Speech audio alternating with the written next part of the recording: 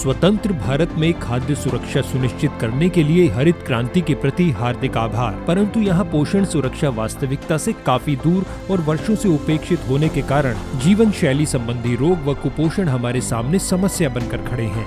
छिपी भूख एवं अति पोषण समस्या के चलते मोटापा इस देश में एक गंभीर चुनौती बना हुआ है। ये हमारे खान पान की आदतों जैसे सामाजिक व्यवहार में बदलाव की मांग कर रहा है। इसके अलावा जलवायु परिवर्तन के चलते उच्च तापमान के कारण चावल तथा गेहूं की उपज कम होने से हमारी राष्ट्रीय खाद्य सुरक्षा भी खतरे में पड़ सकती है, जो फिर से कदन्न जैसे वैकल्पिक अनाजों की खेती की मांग करेगी। भारतीय कृषि अनुसंधान परिषद की शाखा भारतीय कदन्न अनुसंधान संस्थान पोषक अनाज कदन्नों पर अनुसंधान एवं विकास कार्यों के लिए देश में एक प्रमुख अभिकरण है। इस संस्थान को कदन्नों पर मूल्य श्रृंखला के विकास के लिए ही नहीं बल्कि भारत सरकार के राष्ट्रीय खाद्य सुरक्षा मिशन द्वारा वित्त पोषित पोषक अनाज पर राष्ट्रीय मिशन के लिए नोडल कार्यान्वयन अभिकरण के रूप में भी पहचान मिली है।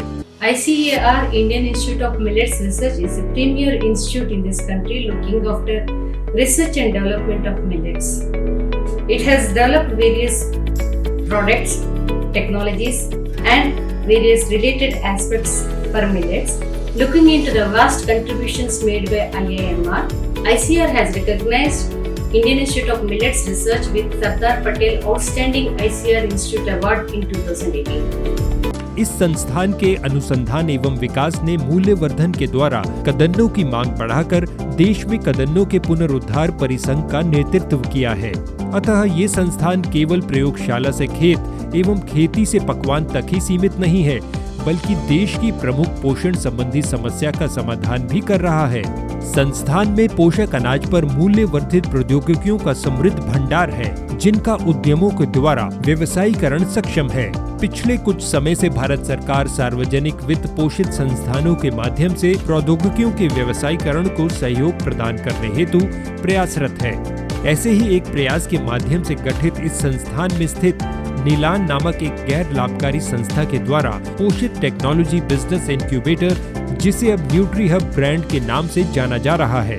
The establishment of NutriHub, a technology business incubator being sponsored by Department of Science and Technology to the tune of 10 crore rupees is a laudable thing. This incubator is handholded by the support of the government in a major way.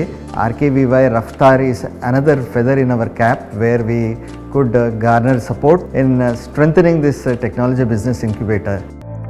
About 100 startups are so far physically incubated, while another 150 startups are virtually incubated from all over India. In future, we intend to create 500 plus entrepreneurs in the next 5 years. NutriHub became a platform for us. It's a very unique advantage that NutriHub offers compared to any of the incubators in the country. They've been helpful to us right from the beginning, whether it was with production or R&D facilities. Also helping us with different networking opportunities as well. न्यूट्रीहब परामर्श, प्रशिक्षण तथा वित्तीय सुविधा के अलावा उत्पादन सुविधा के रूप में आधारिक संरचना एवं प्रौद्योगिकी सहायता भी प्रदान करता है। नए उद्यमियों को बाजार समर्थन भी प्रदान करता है। They can also produce their products in the NutriHub and packing, labeling and branding in their own brands. I think that is going to be very path-breaking. इस परियोजना के भाग के रूप में 2 प्रशिक्षण कार्यक्रम आयोजित किए जा रहे हैं। पहला प्रशिक्षण कृषि उद्यमिता अभिमुखीकरण कार्यक्रम नेस्ट है। इसमें 60 घंटों तक कार्यक्षेत्र से संबंधित एवं व्यावसायिक प्रशिक्षण दिया जाता है तथा सहभागियों को इस संस्थान के माध्यम से अपने विचारों को व्यावसायिक रूप देकर उद्यम शुरू करने से पहले 5 लाख रुपए तक राशि प्राप्त करने हेतु तैयार किया जाता है। दूसरा प्रशिक्षण कार्यक्रम वर्तमान नए उद्यमियों के व्यवसाय प्रचालन को मजबूती प्रदान करने हेतु व्यवसाय की प्रारंभिक अवस्था का वित्त पोषण है। इसके अंतर्गत स्टार्टअप 25 लाख रुपए तक अनुदान प्राप्त करने हेतु। Now we are working with 15 state governments to usher in state millet mission in order to mainstream millets at various levels so that the common man gets the grains at an affordable price. न्यूट्रीहब ने देश के नीति आयोग, कृषि, सहकारिता तथा विकास कल्याण विभाग, APEDA, WCD, CFTRI, IIT Kharagpur, राष्ट्रीय पोषण संस्थान जैसे प्रतिष्ठित संस्थानों एवं विभिन्न राज्य सरकारों के साथ कम समय में ही संपर्क एवं सहयोग स्थापित कर लिया है। अपने अथक प्रयासों के कारण डॉक्टर बी दयाकर राव को कर्नाटक सरकार के द्वारा इनोवेटिव साइंटिस्ट नेशनल सिरिधान्य अवार्ड 2018 भी प्रदान किया गया। पोषक अनाज के क्षेत्र में खेती से पकवान तक प्रचालन में हमसे जुड़े स्टार्टअप को जो पुरस्कार एवं सम्मान प्राप्त हुए हैं, वे उनके उत्कृष्ट कार्यों के प्रमाण हैं। इनर बीइंग तथा हेल्थ सूत्र पकाने के तैयार खाद्य से जुड़े हैं। इनर बीइंग को श्री धान्य अवार्ड 2018 में बेस्ट स्टार्टअप से सम्मानित किया गया तथा हेल्थ सूत्र को ICFA के द्वारा बेस्ट एग्री स्टार्टअप नाम से सुशोभित किया गया।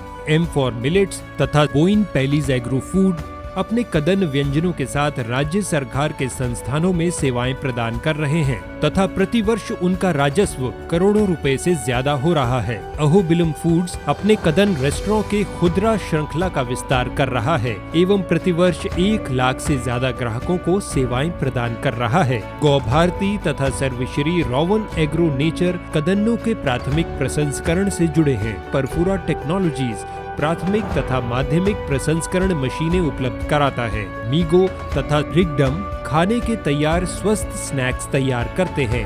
कामाक्षी फूड्स हैदराबाद जैसे शहरों में कदन उत्पादों का बड़ा खुदरा बाजार प्रस्तुत करता है। We have our vision to take it a pan-India moment so that the millets really cater to the nutritional security.